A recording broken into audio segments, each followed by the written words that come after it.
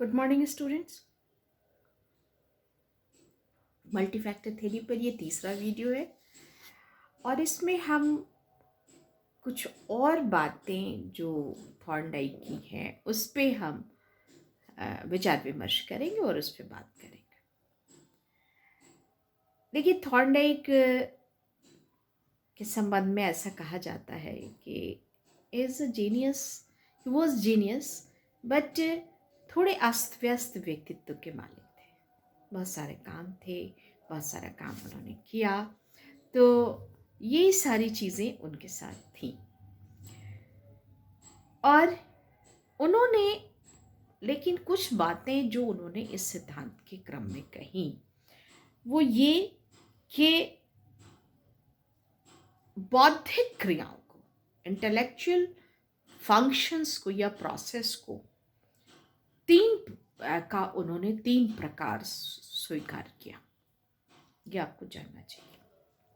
तीन बौद्धिक, three types of intellectual क्रिया जिसको कहते हैं बौद्धिक क्रिया।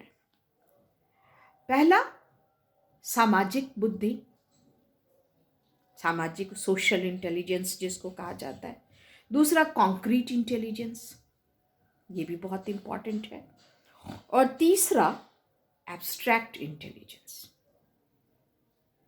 Social intelligence, concrete intelligence and abstract intelligence. सामाजिक बुद्धि, हिंदी समझिए इसकी, मूर्त बुद्धि, concrete intelligence and abstract intelligence.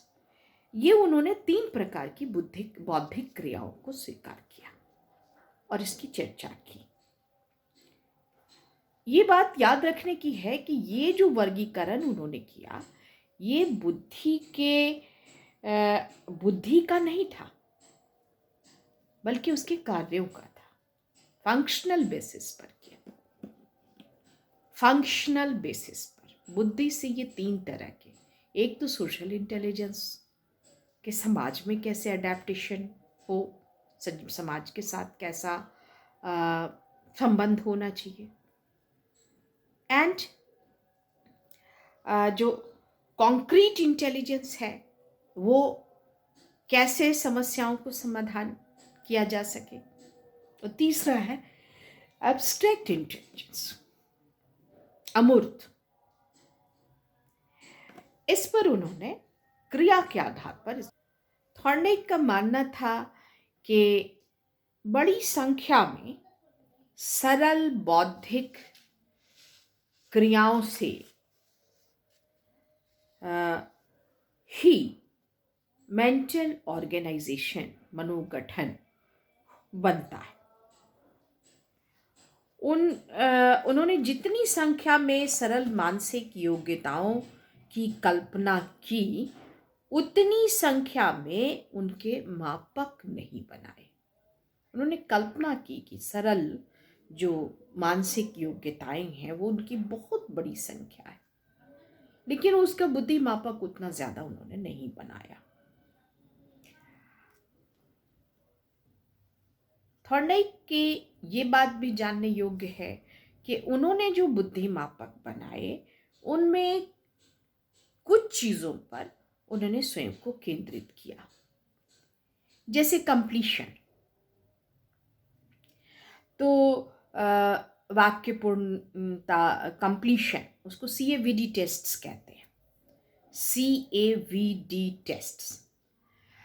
तो कंप्लीशन कि कैसे टास्क को कंप्लीट किया जाए, वाक्य संपूर्ण जो योग्यता है।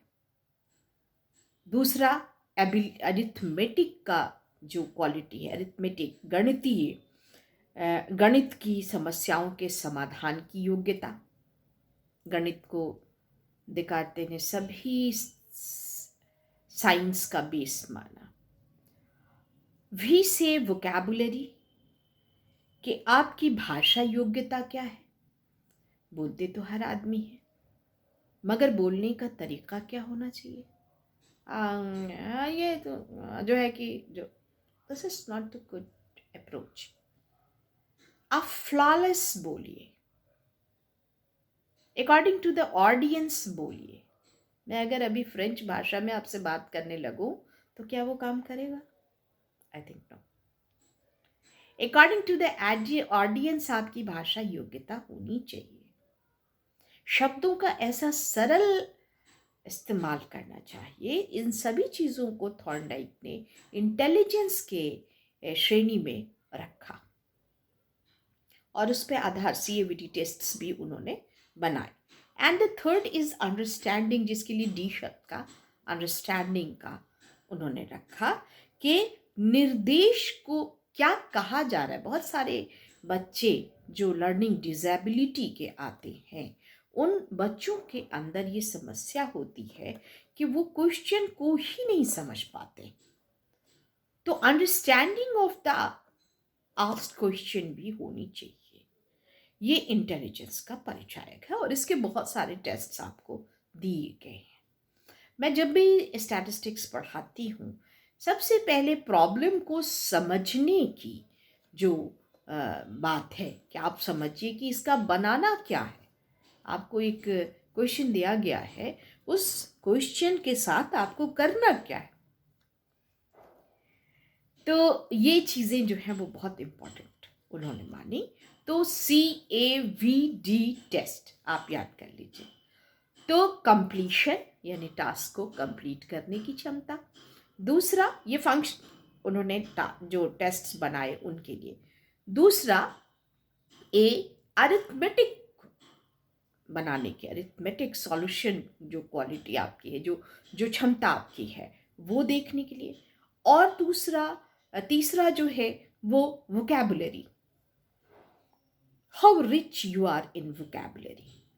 भाषा अगर आपकी स्पष्ट है तो आप बातों को सही ढंग से समझा सकते हैं। This is also mentioned by Thorndike in his multi factor theory. तो और D, that is the understanding of the question, asked question. आपसे जो पूछा गया है उसको आप कितना समझ रहे हैं, ये कैसे समझ रहे हैं। रॉन्ग परसेप्शन अगर हो जाता है तो फिर इंटेलिजेंस आपका टोटली आपको ले जाएगा किधर? रॉन्ग डायरेक्शन में। So the correct perception of the asked question, that is also very important according to the Thorndike, and it's a fact. ये बहुत ज़रूरी चीज़ है। तो ये सारी बातें थॉर्नडाइक ने अपने सिद्धांत में कही और उन्होंने स्पीयरमैन के G फैक्टर को बिल्कुल ही नकारा। ये बात बार बार उसकी आलोचना, बड़ी कटु आलोचना उन्होंने अपने 1927 में किया। अब हम लोग जो अगला स्टेप ले रहे हैं वो ये कि थॉर्नडाइक ने इंटेलिजेंस के 4 एट्रीब्यूट्स बताए। 4 एट्रीब्यूट्स बताए। पहला, उसको भी LARS हम कह सकते हैं। CAVD टेस्ट्स बनाए और LRAS उन्होंने बताया कि इंटेलिजेंस के को मापने के लिए क्या क्या चीज़ें हमारे लिए बहुत ज़रूरी हैं, वो ये देखिए। ये जो एट्रीब्यूट्स उन्होंने कहे वो भी हमको जानना चाहिए। पहला है L, लेवल। दूसरा रेंज, एंड तीसरा एरिया, एंड चौथा स्पीड। तो इस पे अगर हम बात करेंगे तो लेवल जो है वो इस बात को कहता है कि difficulty of the task can be solved, that can be solved. अगर हम आप साइकोलॉजी के स्टूडेंट हैं और इकोनॉमिक्स का क्वेश्चन देंगे तो ये आप सॉल्व नहीं कर पाइएगा। So level of the student, अगर आपको साइकोलॉजी में ही हम इंटर के स्टूडेंट को PG का क्वेश्चन दे देंगे तो वो नहीं सॉल्व कर पाएगा। So it is very important attribute according to Thorndike कि लेवल ऑफ द क्वेश्चन भी बहुत ज़रूरी है। ऑल टेस्ट आइटम्स जितने भी हम आपको दें वो arranged in a sequential order, sequence में, एक ऑर्डर में होना चाहिए। ग्रेजुअली उनके टफनेस को बढ़ाइए, order and increasing difficulty, decreasing difficulty नहीं, इंक्रीजिंग डिफ़िकल्टी में लेवल 1 क्रॉस कर दिया। आजकल आप लोग वीडियो गेम बहुत खेलते हैं, आप लेवल 1 क्रॉस करते हैं तो लेवल 2 पे जाते हैं, लेवल 2 पे करते हैं। तो ये चीज़ थॉर्नडाइक ने ही लेवल में अपने कहा था कि डिफ़िकल्टी को according to the difficulty arrange करना, सिक्वेंशियल ऑर्डर में अरेंज करना।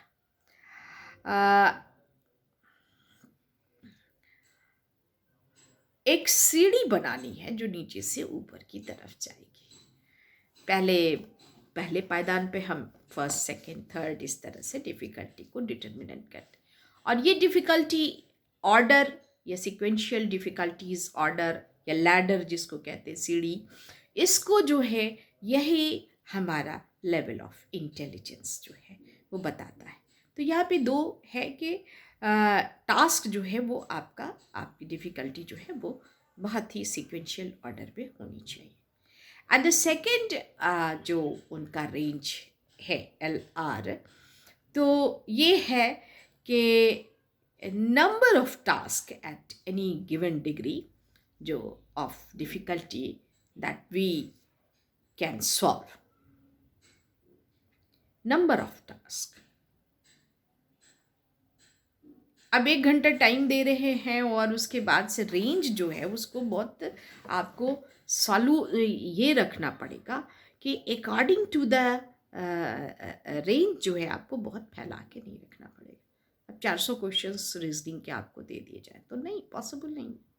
50 देना है, 100 देना है। आप एग्जामिनेशंस में भी देख रहे हैं कि किस तरह से दिया जाता है। तो ये बहुत इम्पॉर्टेंट है। और इसके लिए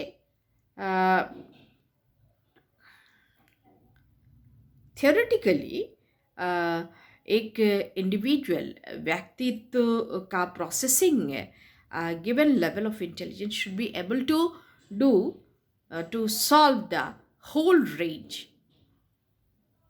यानी उसकी जो एबिलिटी है, 10 साल का बच्चा को 10 साल के बच्चे की एबिलिटी के हिसाब से ही रेंज आप दीजिएगा। ये नहीं है कि उनका रेंज, मैं ये पहले भी कह चुकी है कि लेवल एंड रेंज, फैलाव जो है क्वेश्चन का ऐसा नहीं कि कहीं से भी उठाया कहीं भी डाल दिया।